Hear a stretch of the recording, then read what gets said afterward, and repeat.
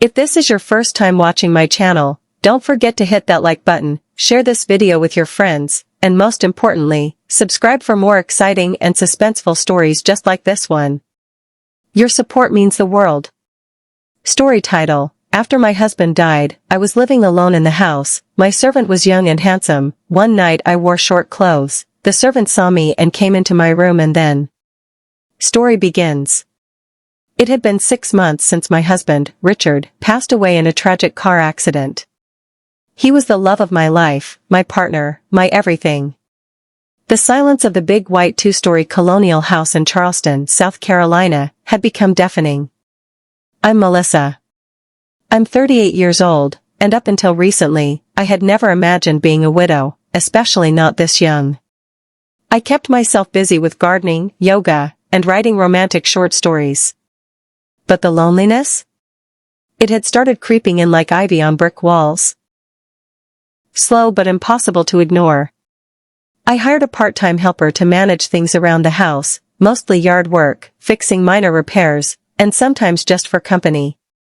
That's when he entered my life. Jason. 26. Tall, dark hair, boyish charm, but with eyes that had clearly seen more life than his age suggested.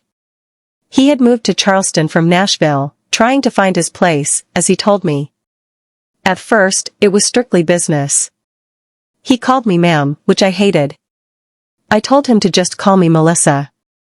One day, I noticed he was fixing the deck shirtless in the summer sun. I told myself I wasn't looking. But I was. He'd make me laugh with ridiculous jokes while cleaning the pool or trimming hedges.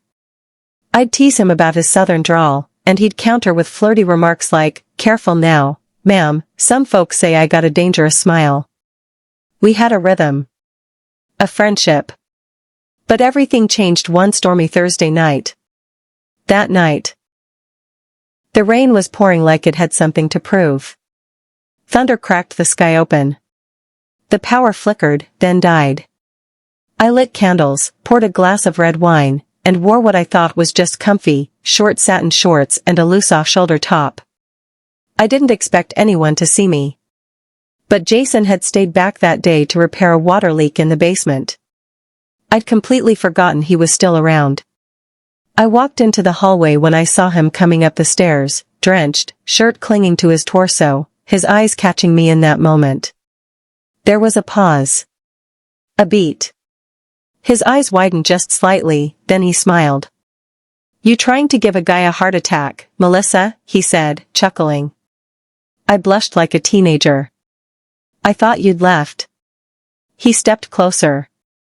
The rain roared outside, but inside, it was as quiet as a breath. I was going to. But the weather had other plans. I gestured toward the kitchen. I was just going to make hot cocoa. "You want some?" He followed me into the kitchen, our shoulders brushing lightly as we moved around the cozy space. There was something different in the air, something unspoken. We sat by candlelight, sipping cocoa, and talking about everything and nothing.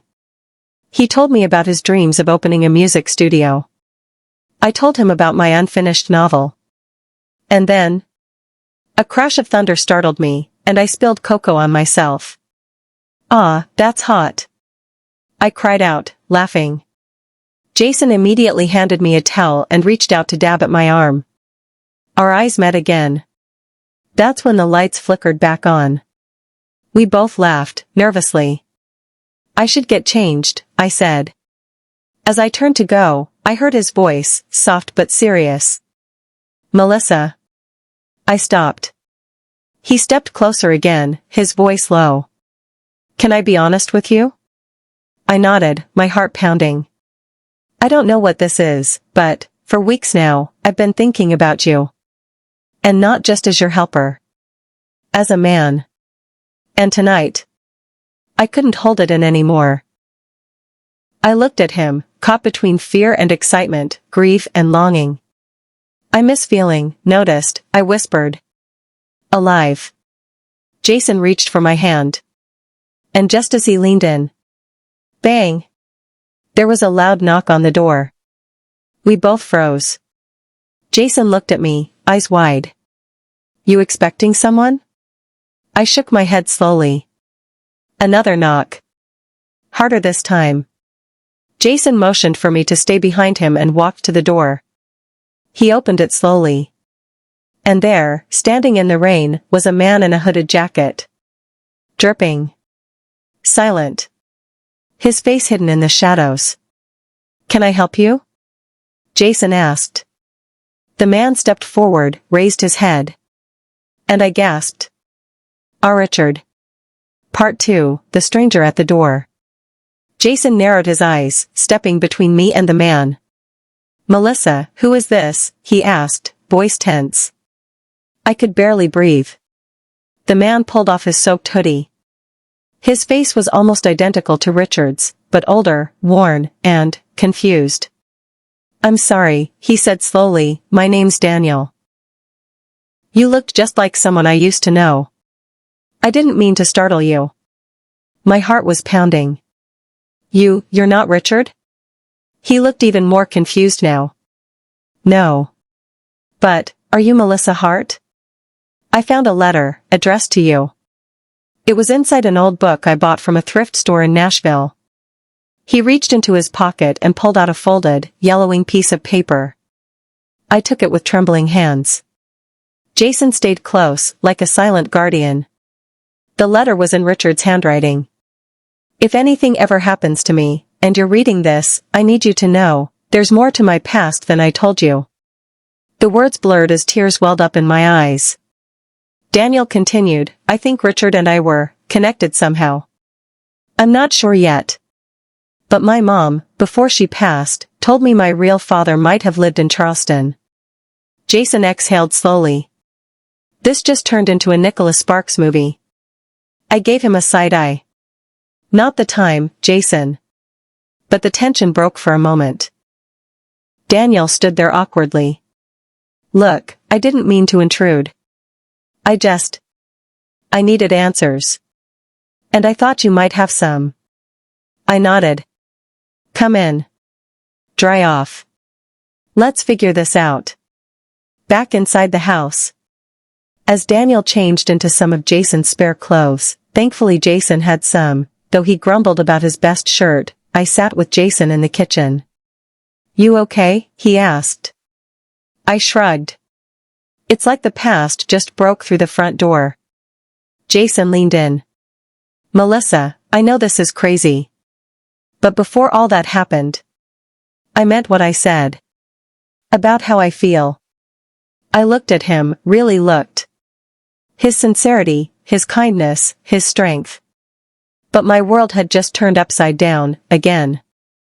I know, Jason. And I'm not ignoring it. I need a minute to breathe. He nodded. Take all the minutes you need. I'm not going anywhere. And then he winked. Besides, someone's gotta keep this Daniel guy from stealing your heart and my favorite flannel shirt. I laughed, truly laughed. For the first time in a while. Later that night, I read the rest of the letter. Richard mentioned a hidden key in our backyard under the old oak tree. The letter was vague, almost like a riddle. Something about a truth buried with time. Jason, being the playful protector he is, grabbed a flashlight. We're doing this Nancy Drew style. Daniel insisted on coming too. If I'm part of this, I need to know everything. So there we were. Me, my charming handyman turned whatever he was Jason, and a stranger who looked like my dead husband, digging in the backyard like some suburban Scooby-Doo squad. Just as Jason hit something with the shovel, I whispered, you know what's wild? What? He asked. This might be the weirdest first date I've ever had. Jason chuckled. Good. I aim to impress. Daniel, brushing off dirt from a small wooden box, muttered, yeah, well. I aim to find out if I was part of a family I never knew. We opened the box together. Inside were two things. A photograph. A young Richard, with a baby that wasn't ours. A small silver pendant with initials, D.H. Daniel looked at the photo, then at me. I think that's me. Part 3, buried truths and growing ties. Scene, the living room, late night. The photograph lay on the coffee table between us. A young Richard holding a baby boy, the same locket now held in Daniel's trembling hand. It was a quiet moment, the only sound was the rain tapping against the windows. Jason leaned on the fireplace, arms folded, eyes flickering between me and Daniel. "This means Richard had a child before you," he finally said, breaking the silence. I nodded slowly. "He never told me. I thought I knew everything about him." Daniel looked down, his voice quiet. "My mother raised me alone. She never spoke much about my father. Only said he lived in Charleston once and left before I was born. I never thought I'd end up at his doorstep, after he was gone." I could see it in his eyes, not just confusion, but pain. The kind you carry for years. Jason stepped forward, more serious than I'd ever seen him. "So what now? You just move in? Become family?" "Jason," I warned. He held up his hands. "Sorry. But you gotta admit, this is a little crazy." Daniel gave a half smile. "I didn't come here to stir trouble. I just needed to know who I am." I sighed, my heart pulling in two directions. "Let's just get some rest. We'll figure it out tomorrow." Later that night, Melissa's bedroom. I couldn't sleep. My thoughts were running wild. I got up and went to the kitchen for water. There, leaning against the counter in pajama pants and a hoodie, was Jason. Again. "I thought you went to bed," I said. "I did. Couldn't sleep. Thought I'd guard the fridge." I smiled, despite the storm in my head. He handed me a glass. "You okay?" I nodded, then paused. "No. Not really. I don't know what's happening in my life anymore." Jason looked at me with those honest blue eyes. "Look. I know I'm just the young servant guy in this story, but I care about you, Melissa. Not because I pity you, or because you're lonely. Because you're you. Strong. Funny. Way too obsessed with garden gnomes. And I've never met anyone like you." I laughed, touched. "Jason." Before I could say more, his phone buzzed. He looked at the screen, and his expression changed. "What is it?" I asked. He showed me the message. "I know what you're doing. Back off." She doesn't know who he really was. Unknown. We both stared at it. "Who's she?" Jason whispered. "You?" My heart dropped. "Who sent this?" Jason's jaw tightened. "No idea. But someone's watching." Scene, backyard, next morning. We gathered around the box again, this time with coffee and sunlight replacing the storm. Daniel said, "There's something etched under the lid." Jason turned it over. There, almost worn smooth, were the words. "For the day truth must rise."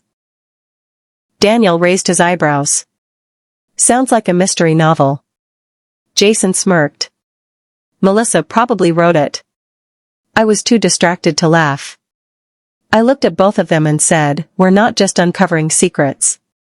Someone doesn't want us to." That message wasn't random. Jason nodded. "We need to find out what Richard was hiding, and who's trying to stop us." Daniel added, "And how I'm involved." Scene, Melissa's study, that night. I dug through Richard's old journals. Dozens of them, mostly filled with poems and song lyrics. But one, hidden behind a stack of books, had a locked cover. Jason picked it up. Classic mystery move. "You got a key?" Daniel's eyes lit up. "Wait, the pendant. The silver one." He clicked it into the lock, and it fit. Inside were pages of notes. Names. Transactions. Locations. A different Richard.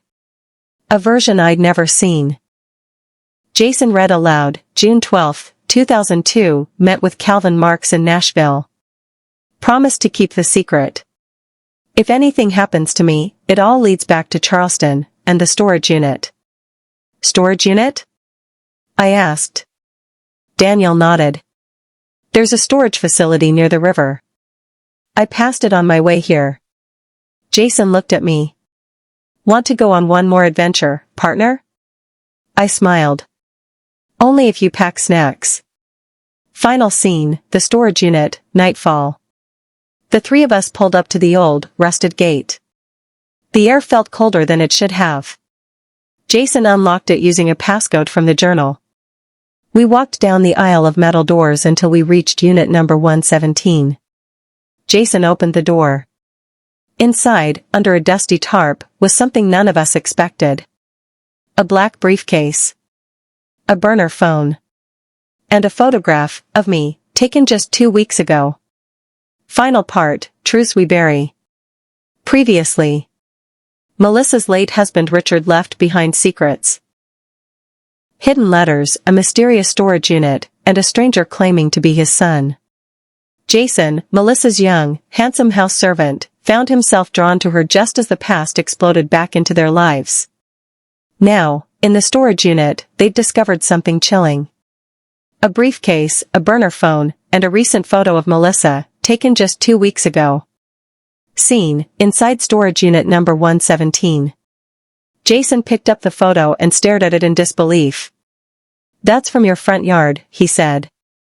Same sweater you wore the day I trimmed the rose bushes. I felt my knees wobble. Daniel quickly steadied me. Jason checked the burner phone. One number was listed under contacts, CM. Calvin Marks, Daniel muttered. He's in Richard's journal. Jason opened the briefcase. Inside were documents marked. Federal Witness Program. Alias, Richard Wayne Hart. Status, deceased. I gasped. He was, in witness protection? Daniel blinked. Which means he wasn't originally Richard Hart. He was someone else before all this. Suddenly, the phone rang. All three of us froze. Jason answered, putting it on speaker.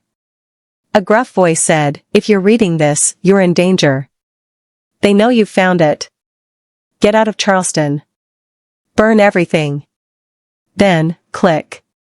The line went dead. Scene, Melissa's house, that night. We sat around the fireplace, silent.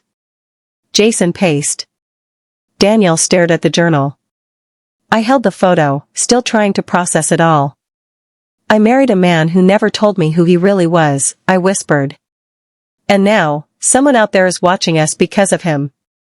Jason looked at me, his eyes gentle. Melissa, I don't care who Richard was. I care about who you are. And I'm not going anywhere. Daniel added, same here. If Richard really was my father, I need to know what kind of man he became. Not what he ran from. I smiled softly at them both. Then we do this together. 1 week later, in Nashville. We tracked Calvin Marks down. He was old, retired, and surprisingly cooperative. Yes, Richard was in the program, Calvin said. He testified against a criminal ring tied to corporate fraud. Changed his name. Started a new life. Fell in love. With you, Melissa. He handed me a sealed envelope, labeled in Richard's handwriting. For Melissa, if you ever discover the truth. Final letter from Richard. Melissa. If you're reading this. I'm gone, and the life I built with you is now tangled with the past I tried to bury. But I need you to know, you were the only part of my life that was real. Everything else before you was survival. You were love. I left a son behind, Daniel, not out of shame, but fear. I hoped one day he'd find the truth. If danger finds you now, I'm sorry. But don't run. You're stronger than any shadow I left behind. Live. Love again. And don't wait for the ghosts to let you. Richard. Final scene, Charleston, 1 month later. The house was peaceful again. Daniel had decided to stay in Charleston, enroll in college, and was starting to call me Melissa instead of ma'am. Jason? Well, Jason still trimmed the hedges, still made me laugh, and now? He brought me coffee every morning, with a kiss. We stood together on the porch, watching the sunrise. You think it's over? I asked. Jason smirked. Not even close. You still haven't finished that novel. I laughed. Maybe you'll be the ending. He leaned in, brushing my hair back. I'll be the whole next chapter. And for the first time in years, I believed it. The end. Mystery solved. Love rediscovered. A past forgiven. A future begins. Thank you so much for watching this emotional roller coaster of a story. If you enjoyed it, don't forget to like this video, share it with friends who love romance and suspense, and subscribe to the channel for more amazing stories coming every week. New beginnings, unexpected love, and thrilling twists await, right here on this channel. Thank you.